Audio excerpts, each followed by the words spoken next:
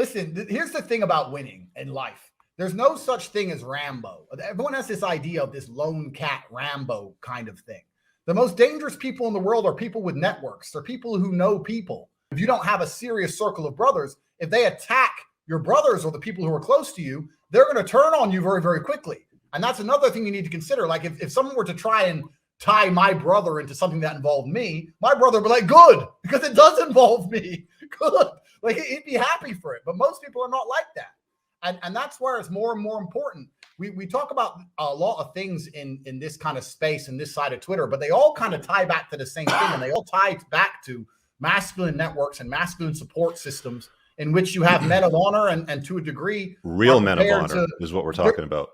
Yeah, absolutely. Because men used to be bound by something, Richard. They were either bound under a flag of a country or bound by language or bound by the need for survival. We used to be bound together.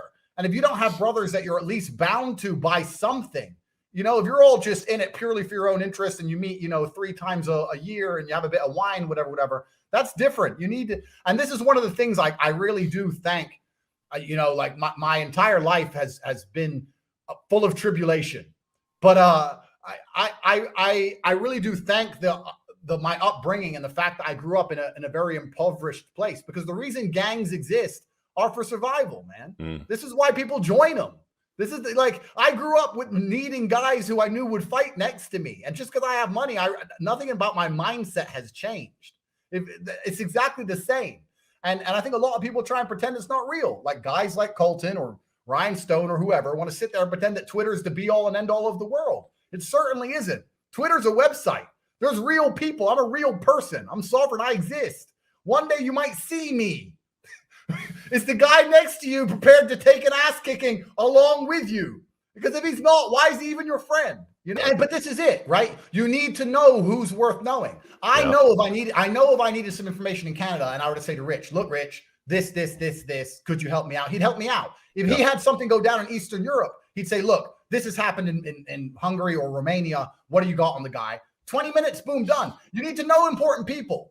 And you're only going to know important people. Life's a value exchange, right? You're going to get value from people when you can give value to people. And if you're going through life and you don't know anybody important, it's probably because you're not very important yourself.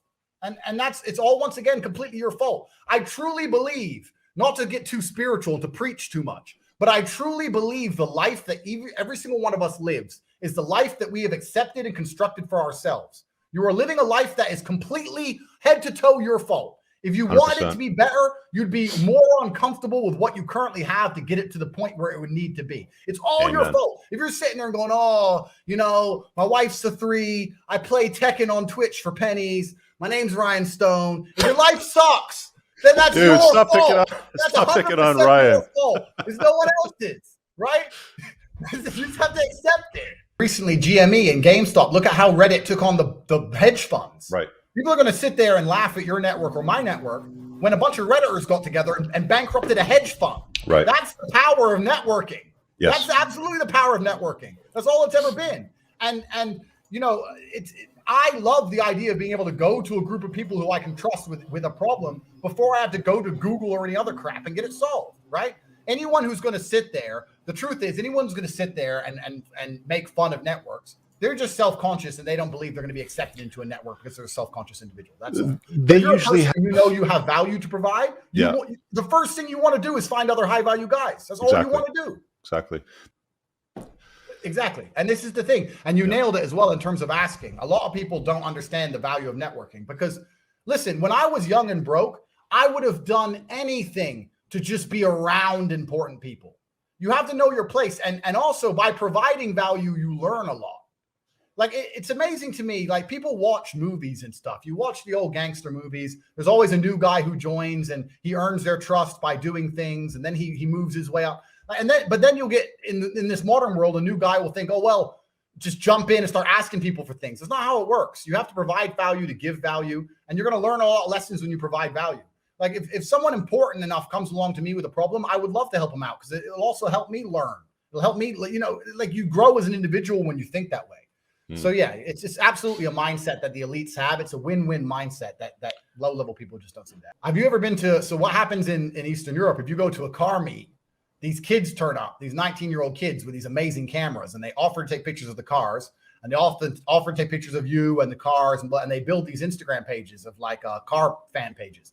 And I was talking to one of the kids, and I was like, hey, why do you do this? Like you're a car fan or whatever. And he goes, no, I just want to meet important guys. And I thought that was really clever. Mm-hmm. I thought, you're 18. He took instead of going to uni, he spent all his uni money on a camera.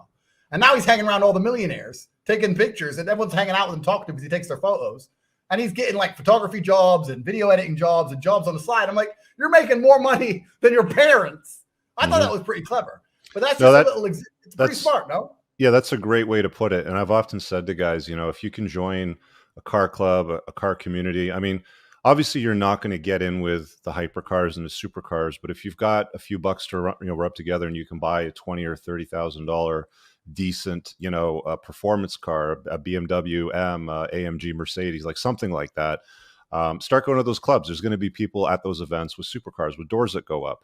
There's going to be people that you might have an opportunity to photograph, like Andrew said. That's a great way to get into it. I mean, the big mistake that most guys make, and I'll tell you this because I get it all day long. I'm sure you get this too, Andrew, is can I pick your brain? Can I get 15 minutes of your time? Hey, can I ask you a question? Oh my and gosh, yeah. I mean, like you've got a entry-level club that people can get into. I think it's called the Hustlers University. It's like $50 a month. Correct. Yeah. So, I mean, there's that. The price of entry is relatively low.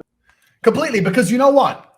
If you have any kind of self-respect, and a whole bunch of people nowadays don't have self-respect, right? But if you're around winners and you have any kind of self-respect, you don't want to be the only broke guy. And you don't want to be the only fat guy. You don't want to be the only guy whose life is shit, right? Because you're going to feel embarrassed. So if you hang around winners, there's a standard that you're expected to meet to feel confident within yourself. If you're going to hang around millionaires and you're flat broke, you're not going to feel comfortable. So if you have any kind of self-respect and you surround yourself with the right people, you'll have endless motivation. It's very, very simple. It's not complicated.